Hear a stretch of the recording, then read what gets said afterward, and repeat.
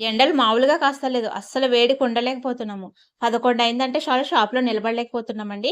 11 అయ్యేసరికి ఇంక అన్నీ కూడా సర్దేసుకుంటున్నాము. ఆ టైంకల్లా అన్నీ అయిపోయేలాగా వేసుకుంటున్నామండి. ఓ పక్క ఎండ వేడి, ఓ పక్క పొయ్యి దగ్గరుంటే ఆ వేడి, ఆ పొగొచ్చేస్తూ ఉంటది కదా! ఆ వేడికి అస్సలు ఉండలేకపోతున్నాం షాప్‌లోని. అలాగే ఏదన్నా తాగాలనిపిస్తది కదా! ఎండ వేడికి. అందుకనేసి నేను ఈ జ్యూసర్ అయితే తీసుకున్నానండి.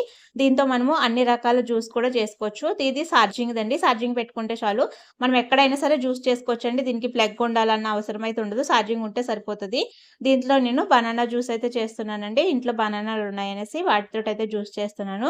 బనానా వేసి, దాంట్లో కొంచెం షుగర్ వేసి, కొన్ని బాదం పప్పులు, ఇంకా కాచి చల్లార్చిన పాలు వేసి, ఆల్రెడీ ఛార్జింగ్ పెట్టే ఉంది. దీంట్లో నేను బనానా జ్యూస్ అయితే వేస్తున్నాను. బనానా జ్యూస్ మెత్తగా తొందరగా అయిపోతది కాబట్టి, ఒక మోడ్‌లో పెడితే సరిపోతదండి. పెట్టేసి నేను ఆన్ చేసేసాను. ఇది మెత్తగా అయిపోతదండి. జ్యూస్ కూడా మనం ఇంట్లో అప్పటికప్పుడు చేసుకుంటాం కాబట్టి చాలా టేస్టీగా అనిపిస్తది. దీని లింక్ నేను వీడియో పైన చిన్న ఫోటోలా ట్యాగ్ చేస్తున్నాను. ఎవరికన్నా కావాలితే తీసుకోండి. ఇంట్లో జ్యూసులు చేసుకుంటాం కదా! ఇది బాగా ఉపయోగపడతది.